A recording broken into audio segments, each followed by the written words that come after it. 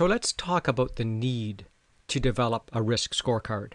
Now, risk has existed forever in the world and in organizations, but understanding where risk is beginning to manifest itself and the events of the last years have increased the sensitivity and need for getting a firm grip on risk in your organization. Not that long ago, the Economist Business Unit did some analysis with the Mercer Consulting Study, and they looked at where organizations from the Fortune 1000 had lost more than 25% of their value. And in those huge value losses, it was almost entirely due to risk. In fact, when they broke it out, 58% of those organizations lost that huge chunk of valuation because of strategic risk, 31% because of operational risk, and 6% because of financial risk. So that's 85% of that value was lost through risk. And obviously, building a risk scorecard and giving you the capability of managing those risks allows you to address that potential loss. In fact, Booz Allen more recently did a similar study, and they determined that 87% of value destruction in the worst performing companies were all caused by strategic and operational risks. So it's a consistent thing.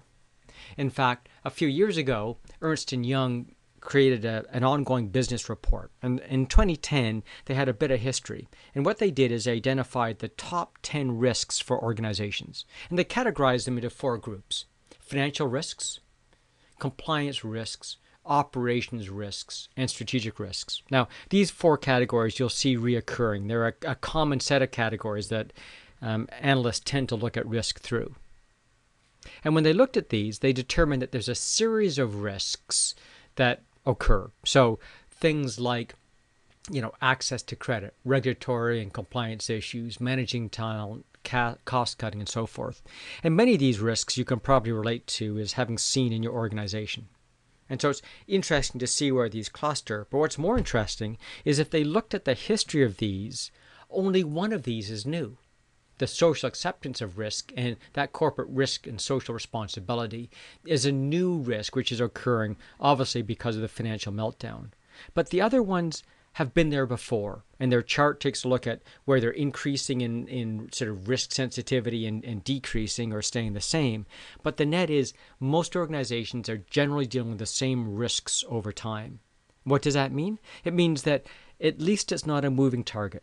At least you can get a firm fix on where the risks are occurring in your organization and begin to align yourself to taking action.